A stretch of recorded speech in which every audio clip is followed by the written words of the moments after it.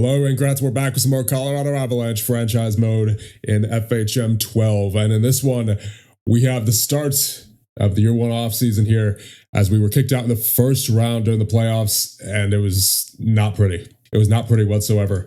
And to make matters worse here, we are right up against the cap ceiling. We're roughly, so let's just say 4 million. All right, 4 million in available cap space. We only have 18 players on our roster. That's not going to work. That is absolutely not going to work. We're going to need to make at least one move here. So I have two trades lined up.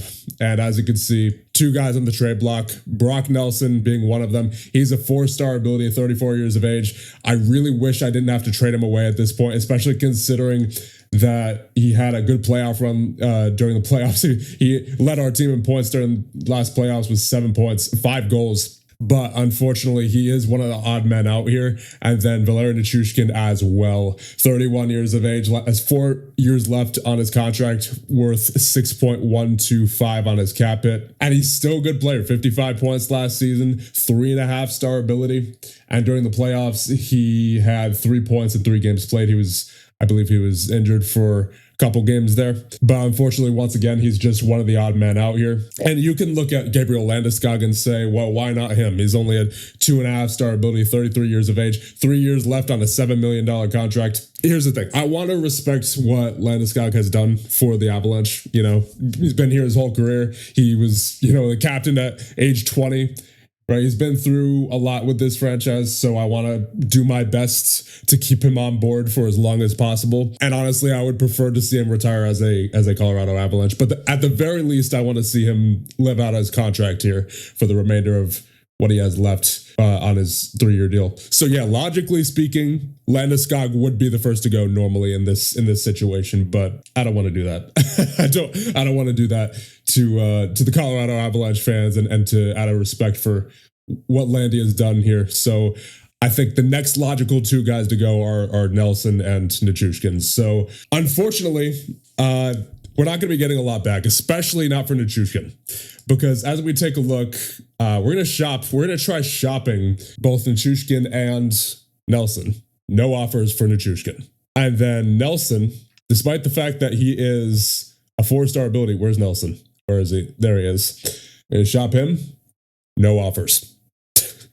This is not going to be pretty. This is not going to be pretty. So we're going to start with Nelson, because with the Nelson deal, I actually did manage to figure out something that would have a decent return. So the offer is going to be Nelson, as well as the rights to Mikhail Gulyayev. So he is technically one of our best prospects right now, but he's already 21 years of age, 1-star ability. I don't like a lot of his defensive ratings.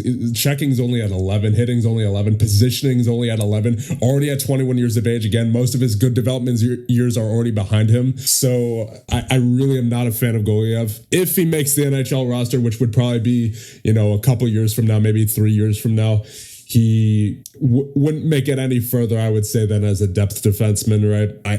I really do not like that defensive category for Gulyayev. And besides that, his personality isn't the greatest either. His temper sometimes gets the best of him. He's a little slow to catch on at times. So I think we're going to be putting Gulyayev in this deal because I think it'll be worth it with the return that we're getting. And we're also going to be including a 3rd-round pick from Toronto. The return is going to be a 1st-round pick for 2027, as obviously Philly does not have a first for this year. And I think it'll be worth it. I think this is a trade well worth it, because if we take a look at where Toronto is as a franchise, right, they're slated to be a rebuilder according to their current outlook and next season outlook as well. If you take a look at their roster, obviously they have Matthews. He's still going to be great. But, they have Tavares at 35 years of age. He's going to be on the way down by then. You have Morgan Riley, 32 years of age, 3.5-star ability. Nyes, 23 years of age. He's the one who could potentially save them, being at 4.5-star potential. But then you have Domi, 31, Lawrence, 30, Stolarz, 32, already have 2.5-star ability. He could be on his way down by then. He's on a 4-year contract. Toronto has the potential for the 2027 draft. So not this upcoming draft, but the next draft. I think that has a pretty good chance of being a top 10 pick. So I think this is a deal I want to do, because the other option for this trade was that we still get the first, but going the other way would have had to have been 2 third-round picks and 2 sevenths. I'm not really a fan of giving up the thirds, especially in the 2026 draft, right? Where obviously the first few drafts are going to be really deep. So I would really rather not give up more thirds than necessary.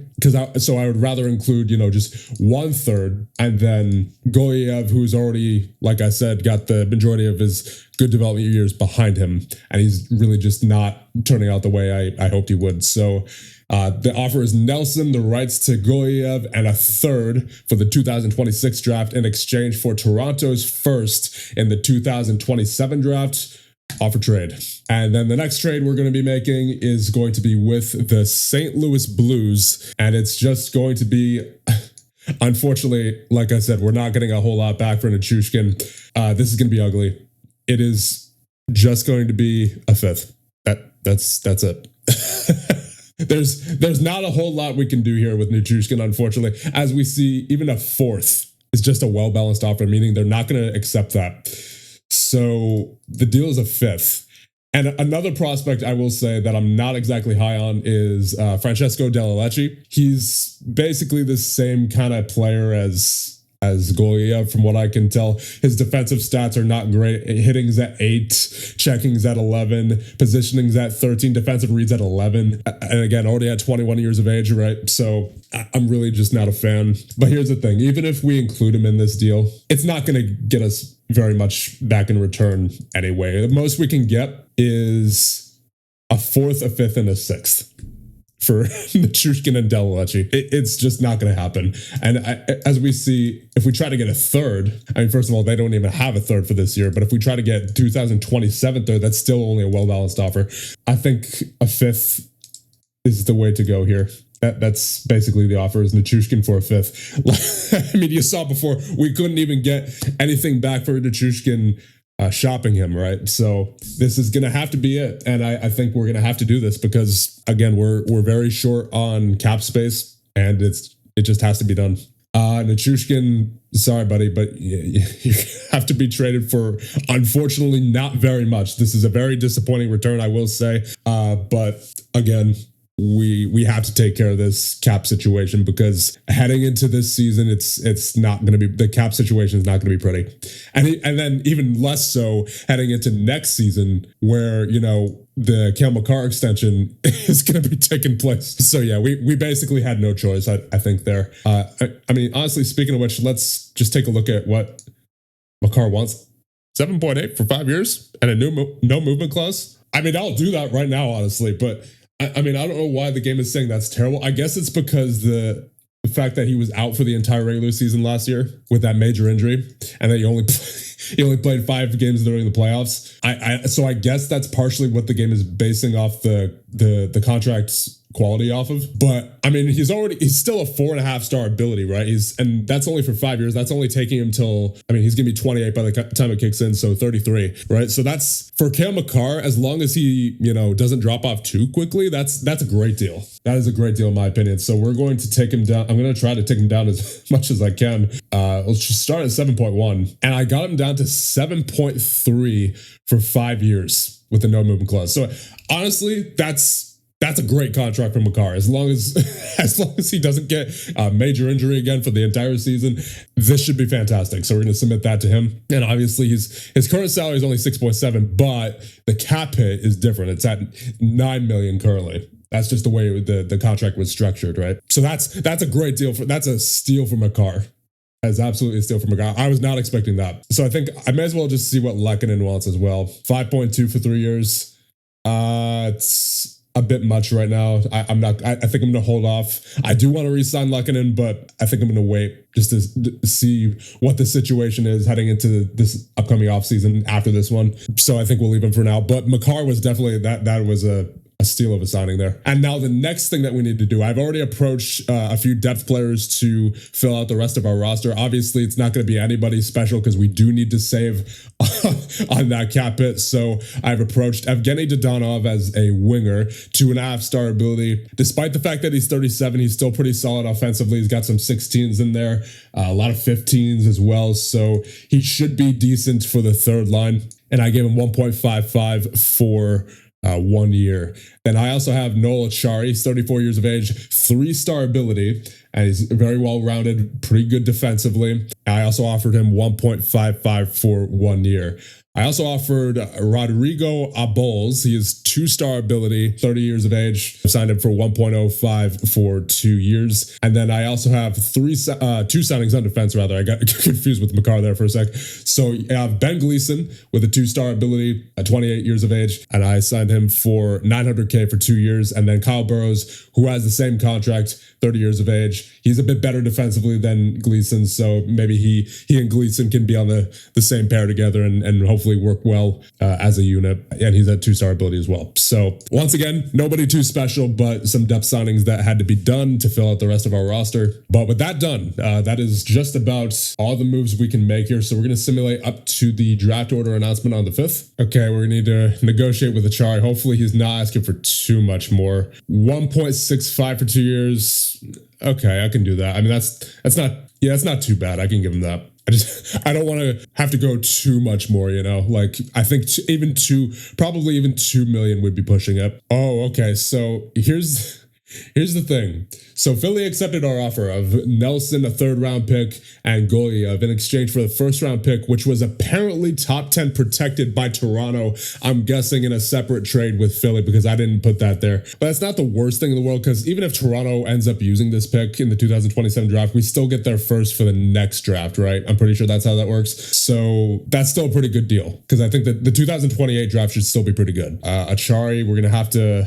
Oh boy. So we're getting up there. We're pushing it. So I think 1.9 is going to be my final offer for Acciari. And then the St. Louis Blues have also accepted our offer of Valeri Nichushkin for a 5th-round pick. That's going to sting. That is going to hurt.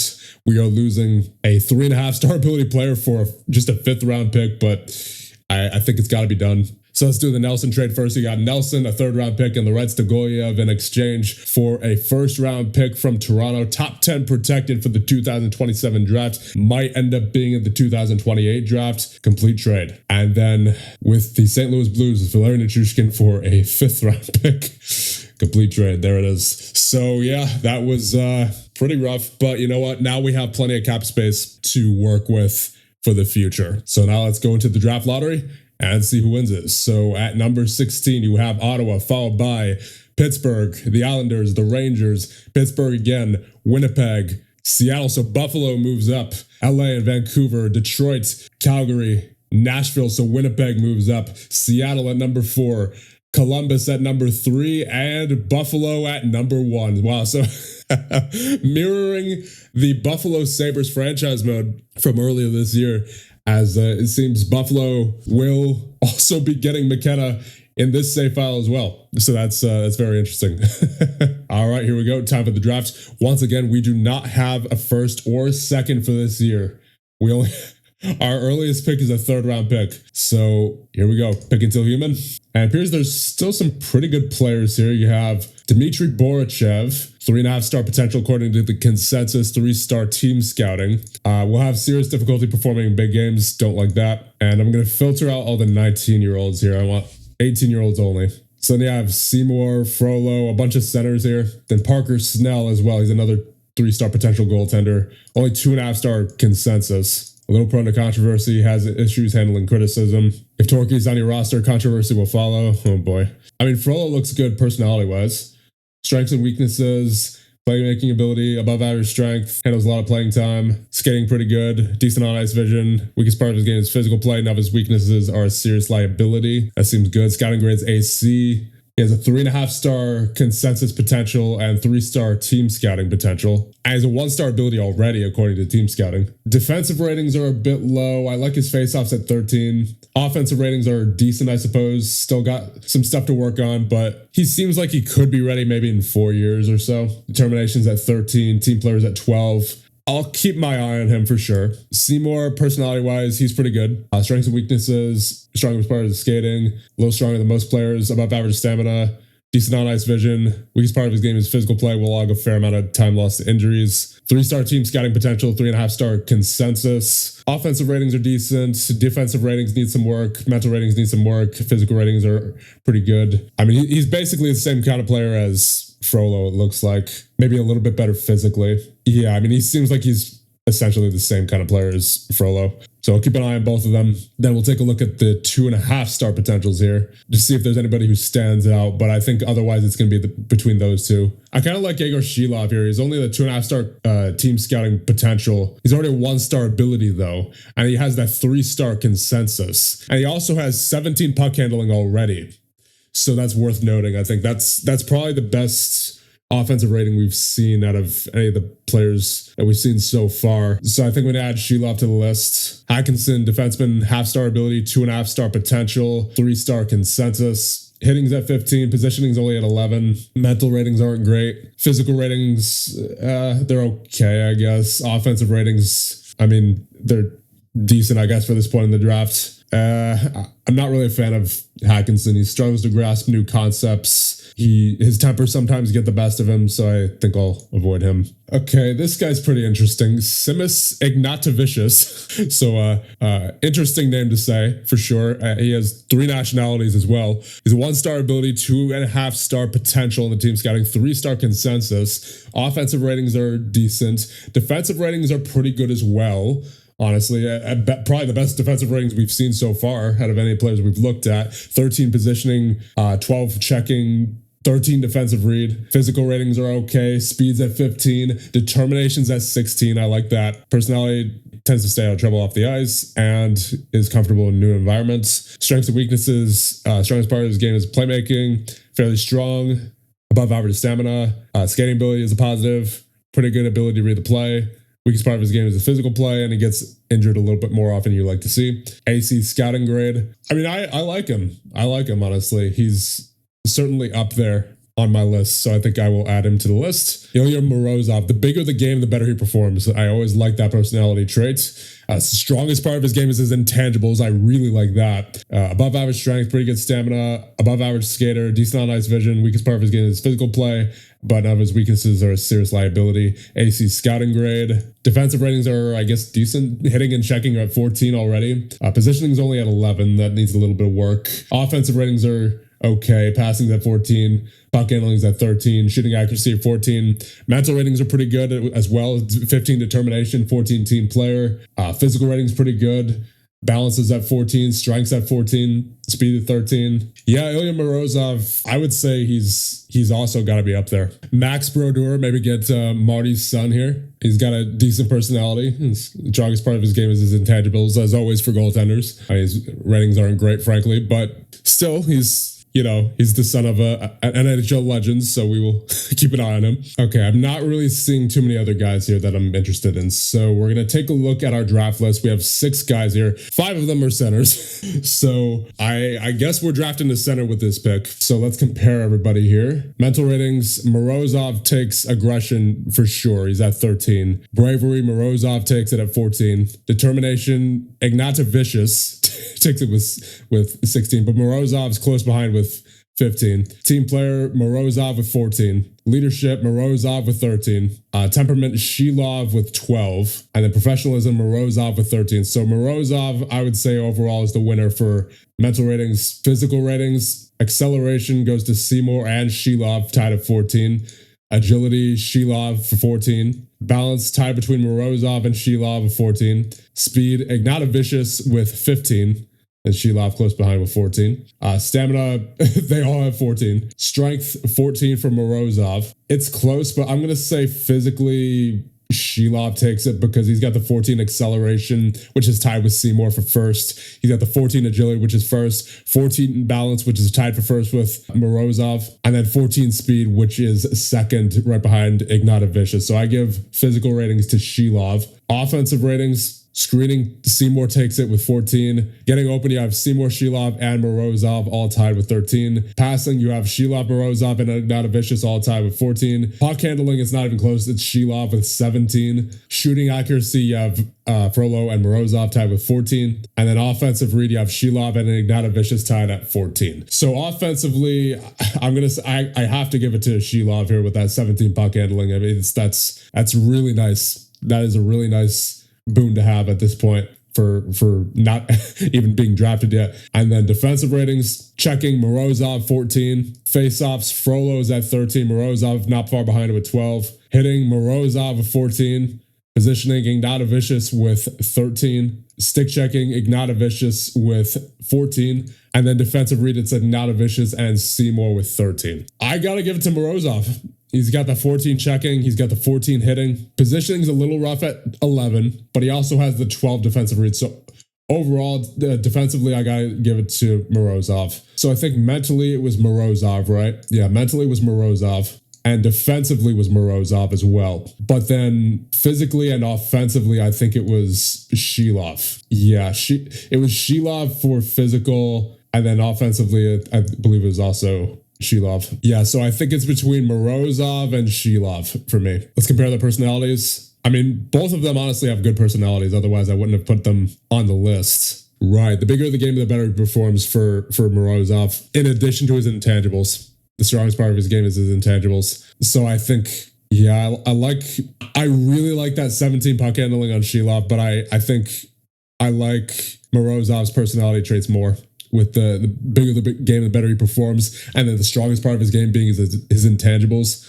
Oddly enough, the weakest part of Morozov's game is apparently his defensive play. And I had him ranked as the best defensive player here. Although it's probably the positioning, the 11 positioning that's bringing him down there. But still, I really like that personality trait, plus the intangibles. So it's close. Like Shilov is a very close second behind Morozov, but I think I like Morozov just a little bit more. So Ilya Morozov, welcome to the Colorado Avalanche. I almost said the Buffalo Sabres. All right, let's simulate ahead and see who is still available for us at our next pick. Okay, Shilov is available still, as well as Ignatovicius. And we do have a trade offer from Philadelphia. They're looking to acquire our pick here at number 120 in exchange for a fourth next year and 188 this year. I am going to reject that. So between Shilov and Ignatovicius, I mean, once again, Shilov's great puck handling at 17, but I do like Ignatovicius's determination at 16. So let's see, when are these two supposed to be picked? Ignatovicius ranked at 100, Shilov ranked at 68. When's our next pick? 143. Okay, I'll take Shilov now. And I'm going to hope that Ignatovicius is still available at 143. So Yegor Shilov, welcome to the Colorado Avalanche. And is he still there? Yes, he is. We will be taking Ignatovicius with this pick. Welcome to the Colorado Avalanche, Sinis Ignatovicius. And we're now at pick number 154. We do not have any players on the draft list left, so I'm going to have to look for some more players here. You have Oliver Suvanto, who is ranked at number 44. He still has a gun at this point. 1-star ability, 2.5-star potential, 3-star on the consensus. Scouting-wise, personality is pretty good. Strengths and weaknesses, he doesn't have too many strengths, but the strongest part of his game is his goal-scoring ability. Fairly strong player, decent stamina. Weakest part of his game is his physical play. Will log a fair amount of time lost to injuries. So certainly not the best player we've seen, but I think for a 1-star ability already at 17 years of age, 6'4", I do like Oliver Suvanto, so I think we'll be taking him. Welcome to the Colorado Avalanche, Oliver Suvanto. And now a couple picks later at 156, it does not look like there are any 1-star abilities left with the 2.5-star potential. Oh, right. I'd been filtering all the 19-year-olds. So guys like Jordan Gavin weren't even available as options, but he's a 1.5-star ability, 3-star potential at 19 years of age. He might be worth picking up. Even though he's already 19. His personality is okay. Strengths and weaknesses, playmaking ability, pretty good ability to read the play, good skater, decent stamina. Weakest part of his game is physical. None of his weaknesses are serious liability, AC scouting grade. I mean, I don't really like his defensive category, but the rest of him's pretty good. So I think, once again, for this point in the draft, he is a pretty good pick. So welcome to the Colorado Avalanche, Jordan Gavin. And I would prefer to pick a player that's not a center here at some point, but it looks like most of the good prospects here are indeed centers. I think with this pick, I'll be taking Oliver Murnieks. He is a 0.5-star ability, 2.5-star potential. Strongest part of his game is playmaking ability, skating pretty good physical shape. Murnieks has decent on-ice vision. Weakest part of his game is physical play, gets injured a bit more often than you like to see. Personality is pretty good. So we'll be taking Murnieks here with this pick. And moving on to pick number 192, I would like to take a defenseman here at some point, but the only defenseman here is a 19-year-old with the 0.5-star ability, 2.5-star potential, and defensive ratings aren't even too good yet. So I think we're going to keep looking. What about Frolov? Artem Frolov? Controversy will follow. No, thank you. Okay, maybe Carson Steinhoff here. He's only a 2-star potential. Is the 2.5-star consensus. He is a lefty, so we're getting a defenseman here. 14 puck handling. Defensive ratings are, I guess, okay for this point. 12 positioning, 14 strength. So nobody too special, but his personality is good. Everybody seems to love him. He always handles criticism in a constructive manner, and he tends to stay out of trouble off the ice. Strongest part of his game is his playmaking ability. He's not somebody who's going to be pushed around. Above average stamina. Skating ability is a positive. Weakest part of his game is his goal scoring, and he tends to get hurt a bit more than average. But overall, I like Carson Steinhoff, so we'll be taking him. And is that it? Nope, we have another pick here, 204. It may as well be one of these 19-year-old centers who have the 3-star potential. I think I like Andrew Thompson. He's got the physical ratings that are pretty good there, already at 15, 14. Got some offensive ratings at 13, 14, and getting opened at 15 already. Mental ratings are decent. I wish his defensive category was better, but you know what? Once again, for this point in the draft, he's pretty good. So, Andrew Thompson, welcome to the Colorado Avalanche. It seems we have a back-to-back pick here. So I think now we'll just take a goaltender with this pick. Jacob Hanlon at the 2.5-star team scouting. Not really any great ratings here, but again, we're very late in the draft, so I will take him. Jacob Hanlon. If I could find you, there you are. Welcome to the Colorado Avalanche. And we have yet another 7th round pick, 208. So I think I'll just take another goaltender here. Vladimir Selivanov. Welcome to the Colorado Avalanche. Is that it? Nope, we have another one, 217. Sure, why not? We'll load up on goaltenders here in the 7th round. Donat Abani. Welcome to the Colorado Avalanche. Is that it? Nope, we got one more. 224. Okay, sure, why not? We'll go with the 4th one. Patrick Plummins, welcome to the Colorado Avalanche, and that will be it. That is the final pick of the draft. So definitely a very active offseason for Colorado Avalanche here. And actually, there's one more thing I would like to do, and that is, since we have some cap space now, I would like to approach somebody who I had to release, and that would be Jack Khan. He is only 2.5-star ability, but he did really well last year. In just 65 games played, he had 43 points and a 71 grade. As we take a look at his expanded stats, 86 hits. So I would like to bring him back, I think, for another season and see if he could replicate what he did. He's only asking for 2.4 for 3 years. I'm going to give him 2 years. I'm going to see if I can take him up to maybe 2.8. I think that should be good. Yeah, we should have enough for that. We should have more than enough cap for that. All right, we signed Dodonov, we signed Burrows, we signed Akan, we signed Abels, and we signed Gleason. So is there anybody we are waiting on? Yes, indeed, we are waiting on Achari still, and we still have to negotiate with him. I mean, we're in a better spot now with the salary cap, so I think we could afford to give him a little bit more here. I'll go 2.25 for 2 years. Come on, submit offer. There you go. I could have sworn I clicked the button. And there you go. Noah Achari has joined us as well. So I think that is going to be our roster heading into year number 2 here. Let's just take one final look at what we have. You have Nabokov and Blackwood in net. On defense, you have Makar, Taves, Akan, Gerard, Malinsky, Gleason, Middleton, and Burrows. Probably going to send one of those guys down. And then at forward, you have 1, 2, 3, 4, 5, 6, 7, 8, 9, 10, 11, 12. We could use one more forward, maybe 2. Where are we at with salary cap?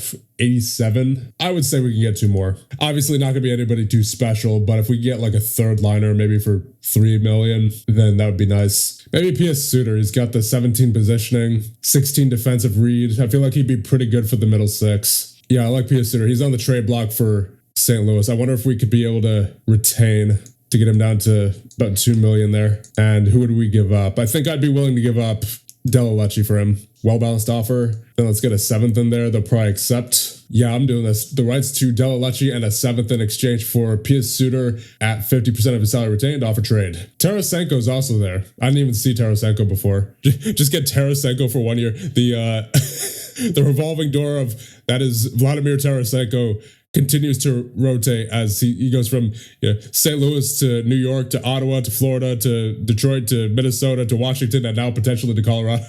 I mean, he wouldn't be bad. He wouldn't be a bad option for some depth scoring there. He had 34 points total last year between Minnesota and Washington. He only wants 3.5 for 1 year. I think we'll be able to afford that. Yeah, especially if we're able to retain on if we get Suter, right? Because he'd only be making about $2 million. And we have roughly, yeah, that'll work. As long as he doesn't negotiate too much, we should be good here with Tarasenko for 1 year at 3.6. Come on, submit offer. It's the second time that's happened. So we'll see if we get him and continue the the carousel for Tarasenko there. And there you go. We did indeed get Vladimir Tarasenko on board for 1 year. And the St. Louis Blues have accepted our offer of the rights to Delalecci and a 7th round pick in exchange for Pius Suter at 50% of his salary retained. Complete trades. So there it is. That should be our roster heading into year number 2. Let's just send somebody down here. I think it's going to be Middleton. Well, actually, Middleton's pretty good defensively. So I'll probably send down Gleason then. Yeah, I'll send down Gleason for the time being. Hopefully he clears at the start of the regular season when waivers take effect. So here's our roster. You have Blackwood and Nabokov in that. On defense, you have Makar, Taves, Girard, Malinsky, Akan, Middleton, and Burrows. And at forward, you have McKinnon, Natchez, Lehkonen, Drury, Colton, Achari, Tarasenko, Landeskog, Barry Boulet, Dodonov, Suter, Brindley, Gushkin, and Abols. So all things considered, I think we did a pretty good job of navigating the cap situation and revamping our roster to the point where all of our players are once again NHL caliber, or at least for the most part. I mean, obviously, Middleton and Burrows are debatable, but, for the most part, we have a roster that is once again ready to contend for this year. Obviously, losing Nelson and Nichushkin is going to hurt as far as losing, 2 talented players, Nelson being a 4-star ability and then Nichushkin being that 3.5-star ability. Both some really good scores. Nelson led our team in scoring in the playoffs, but once again, unfortunately, had to be done to make room for more cap and to be able to sign all this depth, right? Because we were not going to be able to sign any depth with those 2 on board. And we only, once again, had 17 players at the time, 18 players. So all we could do at this point is move forward and hope for the best out of those trades. So with that being said, I think we can advance up to the regular season of year number 2.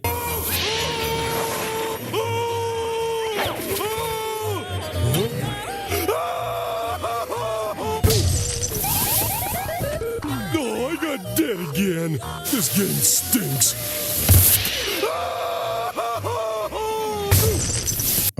How did it crash already? Oh boy.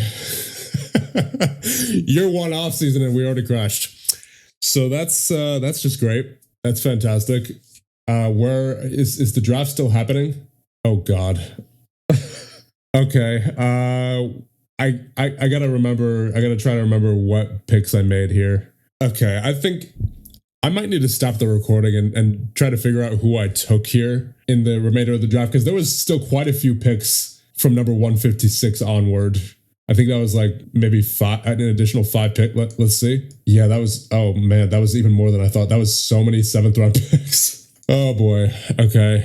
Oh, that's a bad crash. I should have saved after the draft. I guess I just wasn't expecting it to happen this early in the franchise mode, Generally this game's been okay about crashes so far in FHM 12, but we did have a couple during the Buffalo franchise mode, but it wasn't too bad. It was, that was one was halfway through the franchise mode and another one was towards the end of it. But year number 1, I was not expecting that. Yeah, I think I'm going to stop the recording just so I can go back and see who I drafted and which players I signed as well, so I can come back and do it again and hopefully get all the same players in the draft. Oh boy. All right. Yeah, I'm going to do that. So I will be right back. Okay, here we go again. So I just reviewed the footage and at 156, I took Jordan Gavin. There you go. Back on the team. At 160, I took Murniaks. Is Murniaks still here? Yep, there he is. Welcome back to the team. At 192, I took a lefty with the name Steinhoff. There he is. At 204, I took a center with the name Thompson. There he is, Andrew Thompson. At 205, I took a goaltender. I believe it was Hanlon. 208, I took Selivanov. 217, I took Abani. And 224, I took Plummins. Is he still here? No, he actually went at 193 here. So we're just going to have to take somebody else. I guess that will just be Brunin. There you go. Luke Brunin, welcome to the Colorado Avalanche. So, we got most of the players that we had before, except for the very last pick. So, you know what? I'll take it. And then what we also did, we went after Jack Akan, bring him back on the team. I'll give him $3 million for 2 years. Then you had Vladimir Tarasenko. I'll give him 3.9 for 1 year. He wanted a little bit more. And then, of course, we'll be making a trade with the St. Louis Blues to get Pius Suter. And going the other way will be Della Lecce and a 7th round pick. Offer trade, finalized. There it is. Okay. So with that all done, I'm going to save just in case. Don't want to have to do that all again. And we will advance. Ooh, we lost out on Achari. That's unfortunate. He went to Buffalo. So let's see if there's any other cheap centers out there. Yeah, nobody really out there on the trade block that I'm interested in. So we'll just go back to free agency. Like it's going to have to be somebody making no more than, I'm going to say, 1.5. Or maybe even we just call somebody up. Yeah, honestly, sure. Let's just call Bardakov up. So there you go. That's going to be our roster, hopefully, barring any crashes heading into year number 2. So it's unfortunate we lost out on Achari, but all in all, I'd say we did pretty well this offseason. So I'm going to save once more just to make sure that we are all good, and we will attempt to move into year number 2. Let's see. It crashed on the 24th last time. It crashed on the 24th. Can we get past that? Yep. All right. We got past the 24th. And inducted into the Hockey Hall of Fame this year are Patrick Eliage, Curtis Joseph, Bernie Nichols, and Vincent Damphouse. All right. We are at the start of the regular season, and this is our roster headed into year number 2. You have Blackwood and Nabokov in goal. Nabokov now up to a 2.5-star ability. He's still at that 3.5-star potential, so we'll see if we can get there. On defense, you have Makar, Taves, Gerard, Malinsky, Akan, Middleton, and Burrows. And at forward, you have McKinnon, Natchez, Lekanen, Drury, Colton, Suter, Tarasenko, Landeskog, Barry Boulay, Dodonov, Gushchin, Brindley, Abols, and Bardakov. So with that, I think we're ending things off here, but not before I thank the channel members. Thank you guys so much for your support, and I'll see you guys in the next one.